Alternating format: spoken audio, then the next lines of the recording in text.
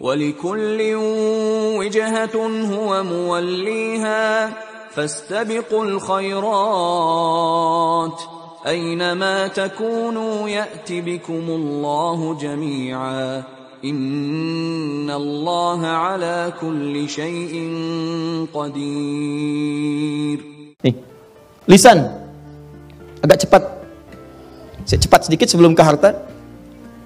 Lisan ini yang sering bikin gak tenang.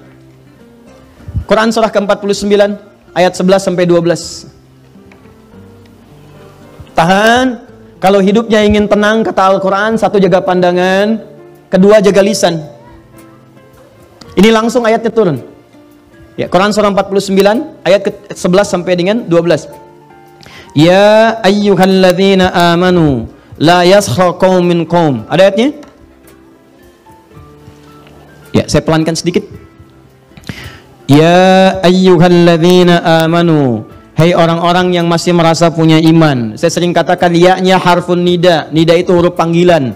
Panggilannya ke semuanya. Kalau ya itu ada 14 huruf panggilan di ilmu nahwu. Tapi yang disebutkan dalam Al-Quran cuma satu, ya. Ya itu memanggil semua kalangan dengan jarak yang semua sempurna. Mau dekat, mau menengah, mau jauh. Disebutkan 360 kali dalam Al-Quran. Kalau setelah ya dipakai ayyuha, setelah itu ada ayyuha. Ayyuha disebutkan 150 kali dalam Al-Quran. Ayyunya berfungsi taukid munada, haknya huruf tanbih peringatan. Jadi kalau ada ya, setelah ya ada ayyuha, cara menerjemahkannya, perhatikan cara menerjemahkannya. Hei, saya peringatkan ya. Saya peringatkan, saya serius kata Allah. Saya panggil semua kalian tanpa kecuali. Baik kalian yang merasa sedang dekat dengan saya, menengah ataupun jauh. Siapa yang dipanggil? Alladzina amanu. Alladzina disebutkan 1080 kali dalam Al-Quran. Dia di ilmu nahwu disebut dengan ismun mausulun yadullu 'alal 'amiyah. Ya, huruf sambung menunjuk pada objek atau bahkan subjek tanpa kecuali semua. Semua general, komprehensif. Mau besar, kecil, tua, muda, laki-laki, perempuan. Seakan-akan Allah ingin katakan, kalau ada ayat dibuka dengan panggilan ya ayyuhalladzina amanu, maka semua yang punya iman dipanggil tanpa batas. Mau dia orang dewasa, anak kecil, tua, muda, laki-laki, perempuan, tanpa batasan. Dan panggilannya disertakan peringatan. Kalau ada peringatan, hati-hati. Setiap ayat yang disandingkan dengan peringatan, maka ini di antara pemahamannya ada potensi bisa melahirkan dosa kalau diabaikan. Apa informasinya? La yaskhar qaumin qaum. Kata Allah, hati-hati, jangan gunakan lisanmu untuk saling mencela satu dengan yang lainnya. Jangan mencela. Kalau Anda ingin tenang, gunakan nikmat mulut itu untuk berkata yang baik-baik saja.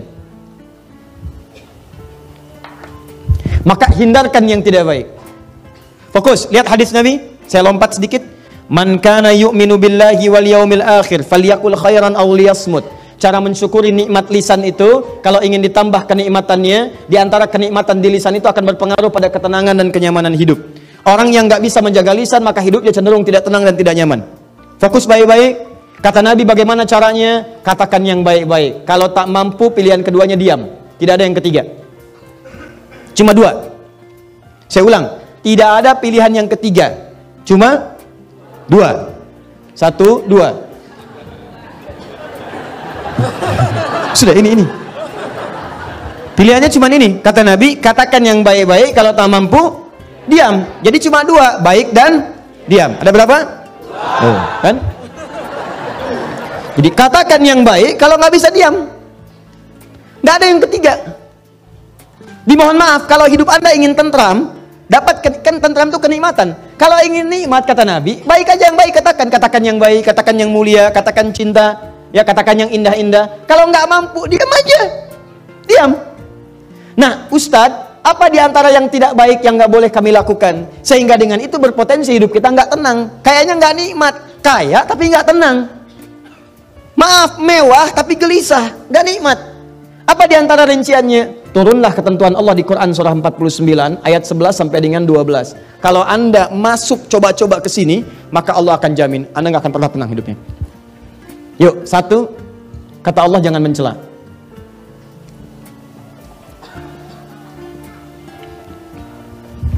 Merendahkan. Bukan dalam konteks mengingatkan, atau bukan dalam konteks mencela satu perbuatan yang memang dinafikan oleh agama. Ya, nanti ada celaan yang dibenarkan. Seperti Allah mencela perbuatan Firaun. Ya, Allah mencela perbuatan Qarun. Allah mencela perbuatan Abu Lahab. Ya, tabat siada abi. Itu kan celaan. Ya, tapi ada yang tidak diperkenankan sama sekali. Untuk merendahkan pada sesuatu yang tidak dibenarkan. Ya, nggak ada hujan, nggak ada angin, mencela. Ya, mohon maaf sekali, mohon maaf ya. Celaan yang tidak memiliki argumentasi yang dibenarkan oleh syariat. Ya, karena iri hati, mencela.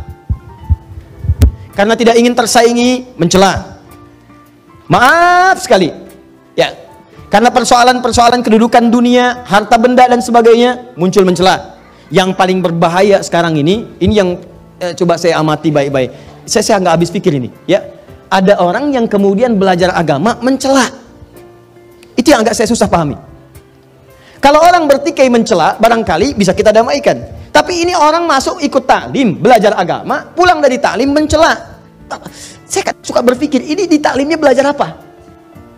Kata Quran jangan mencela. Anda belajar Quran, pulang dari ngaji Anda mencela. Apa yang Anda pelajari itu apa?